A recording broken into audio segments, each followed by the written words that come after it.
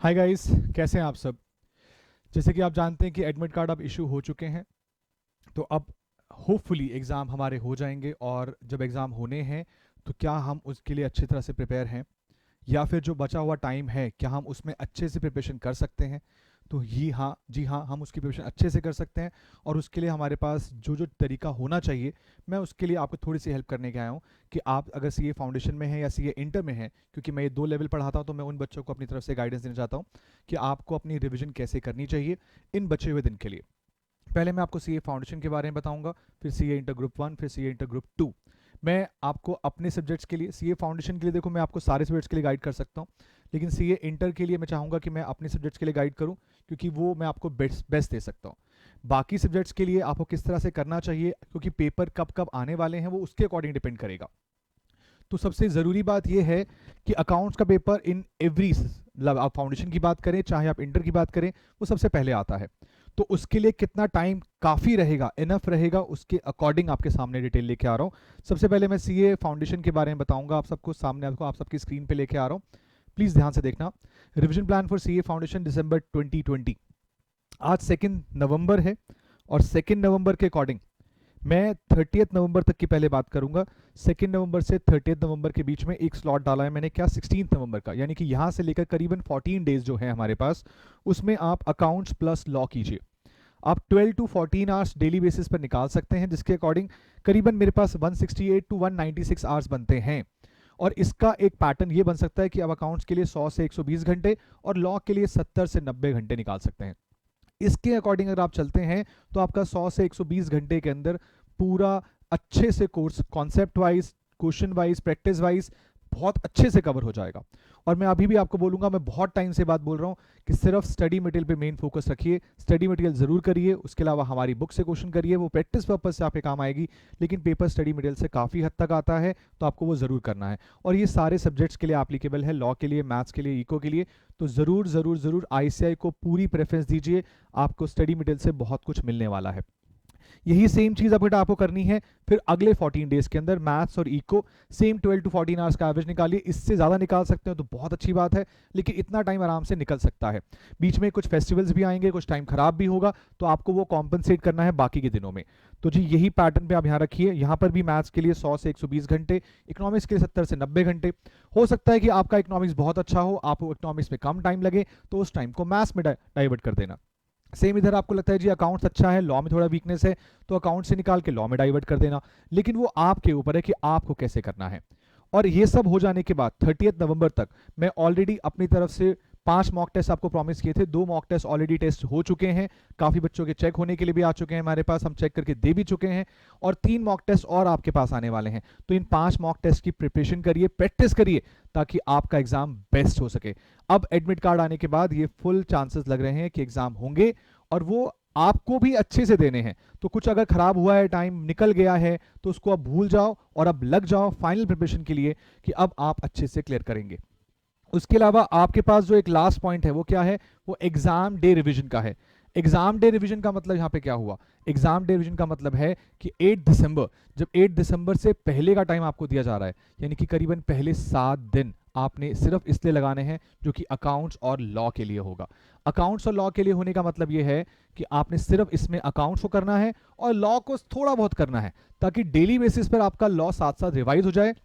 क्योंकि 8 के बाद अगला पेपर 10 को होगा, तो आपको इतना टाइम नहीं मिलेगा लॉ के लिए जो एक्चुअली मिलना चाहिए। तो यहां पर 8 से 10 के बीच में सिर्फ एक दिन मिलता है, तो क्यों ना आप लॉ थोड़ा सा पहले करके रखें, और इसके बीच में आप रिटर्न प्रैक्टिस से करें, तो आपको बहुत अच्छा हेल्प होने वाली है। उसके बाद अगला पेपर 12 को है, फिर 14 को है, एक एक दिन मिलेंगे। लेकिन आपने सोचो 1 दिसंबर से पहले वो वही तो किया है। यहां पर मैं इसीलिए क्या बोल रहा हूं कि मैथ्स और इको को बाद में रखना, अकाउंट्स और लॉ को पहले रिवाइज करो, ताकि आपका फाउंडेशन का बिल्कुल पैटर्न अच्छे से बन जाए। समझ गए आप मेरी बात को। तो फाउंडेशन के लिए आपको ये वाला पैटर्न रखना है। आप चाहें तो एक बार इसको यहां से नोट भी कर लीजिएगा, स्क्रीनशॉट ले लीजिएगा पूरा का पूरा, ताकि कोई दिक्कत ना आए आपको इस तरह की चीज़ों के लेकर। तो मुझे बताइएगा यहां तक अगर आपको कोई दिक्कत है, तो ये आपको फ़ायदा देगा बहुत। आप इस शेड्यूल को फॉलो कीजिए, और बहुत ज़्यादा आपको हेल्प होने वाली है इस चीज़ के रिगार्डिंग। उसके अलावा मैं आपके सामने एक चीज़ रखना चाहूँगा, किसके रिगार्डिंग, सीए इंटर ग्रुप 1 के रिगार्डिंग। मैं अकाउंट्स पढ़ाता हूं तो मुझे लगता है कि मैं आपको अकाउंट्स में बेस्ट गाइड कर सकता हूं, बाकी टीचर्स आपको बाकी सब्जेक्ट्स के लिए गाइड करेंगे। लेकिन जैसे कि अकाउंट्स का पेपर 22 नवंबर को है, तो मुझे लगता है कि कम से कम आपको 6 प्रॉपर दिन देने चाहिए। 15 नवंबर के बाद से आपको अकाउंट्स के लिए लग जाना चाहिए। आप सिंगल ग्रुप दे रहे हैं तो आपके पास बहुत टाइम होगा। आप अभी भी, आज मैं 2 नवंबर की बात कर रहा हूं, यहां से करीबन 13 डेज हैं, अपने बाकी सब्जेक्ट्स को अच्छे से प्रिपेयर करके 15 नवंबर से आप लग जाइए अकाउंट्स के लिए। 6 प्रॉपर दिन दीजिए अकाउंट्स को, और जिसमें एक पूरा दिन कम से कम अकाउंटिंग स्टैंडर्ड का होना चाहिए, या फिर आप रोज के 4 घंटे या 3 घंटे निकालिए जो अकाउंटिंग स्टैंडर्ड के होंगे। ग्रुप 1 में मुश्किल से 8 अकाउंटिंग स्टैंडर्ड हैं, 2 चैप्टर के अंदर कवर हो जाते हैं, तो 6 बचते हैं। तो अगर 6 दिन में एक एक भी आपने किया तो आपके 6 के 6 अकाउंटिंग स्टैंडर्ड बहुत बेस्ट तरीके से हो जाएंगे। बना लीजिए कि शेड्यूल कि हाँ, एक एएस तो रोज करना ही करना है, और जो एएस बड़ा है उसको 2 दिन में कर लीजिए, जो एएस छोटा है उसको 1 दिन में, हाफ दिन में, या फिर 1 दिन में 2 कर लीजिए। लेकिन एएस को भी रेगुलर काम टाइम देना। अगर आपने एएस को रेगुलर टाइम नहीं दिया तो वो आपके मार्क्स खा जाएगा। तो समझिए 22 नवंबर से पहले 15 नवंबर से आप अकाउंट्स को शुरू करेंगे, 6 प्रॉपर दिन देंगे। हाँ, इस बीच से पहले आप अपना बाकी सिलेबस, टैक्स का है, लॉ का है, या आपका कॉस्ट का है, तो उसको कवर करके चलिए, क्योंकि ये दिन आपको, आप अपने बेस्ट प्लान कर सकते हैं। मेरी तरफ से बेस्ट ये होता है कि 6 दिन बच्चा पूरे दे। आप इसमें जितना कम करेंगे उतने मार्क्स कम हो जाएंगे, जितना आप इसमें टाइम ज्यादा लगाने वाले हैं उतना आपका अच्छा होगा। पहला पेपर अच्छा हो गया तो पूरा ग्रुप अच्छा होगा, ये बात को ध्यान रखिएगा। और ग्रुप 2 के लिए मैं इतना बोलना चाहूंगा, ग्रुप 2 एडवांस अकाउंट्स के रिगार्डिंग, अगर आप सिर्फ सेकंड ग्रुप दे रहे हैं फिर तो आपके पास मोर देन इनफ टाइम है।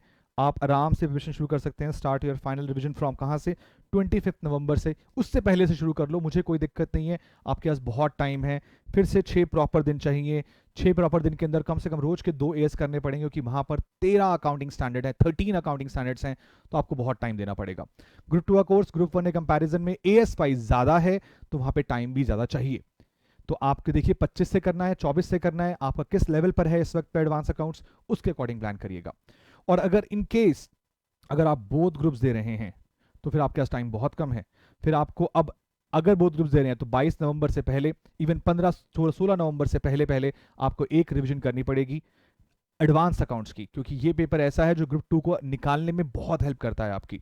और आपको पता है कि आपके एग्जाम में 2 ऑफ हैं, आपके एग्जाम में 2 ऑफ हैं, तो आपको वो भी पूरा का पूरा दिन अच्छे से लगाने पड़ेंगे। लेकिन बोथ ग्रुप्स वालों के लिए बहुत मेहनत की जरूरत है। आई होप आपने अपना नॉर्मल टाइम, ये जो खराब हुआ, इसे खराब ना किया हो। दिवाली वाली सब आएंगी बेटा, लेकिन ये आपके लाइफ का सबसे इंपॉर्टेंट पार्ट है। 1 साल निकल चुका है, वेस्ट हो चुका है, अब यहाँ से बिल्कुल वेस्ट नहीं करना है, अपनी पढ़ाई पे लग जाइए। और 5-5 मॉक टेस्ट आपके रखे हैं, आप उन्हें कर सकते हैं तो बहुत अच्छी बात, नहीं कर सकते तो वहाँ से प्रैक्टिस जरूर करिए, क्योंकि वो MTP, RTPs, स्टडी मटेरियल, उन सब के बेस पर, पास एग्जाम क्वेश्चन के बेस पर ही बनाए गए हैं, ताकि आपकी हेल्प हो सके। So guys, please please please अब और टाइम वेस्ट नहीं करना है, सिर्फ सिर्फ सिर्फ पढ़ाई पे लग जाइए और अपने अच्छे मार्क्स के साथ अपने पेरेंट्स को प्राउड फील कराइए। ठीक है गाइस, तो थैंक यू सो मच, जल्दी मिलेंगे दोबारा। Thank you, take care, bye bye.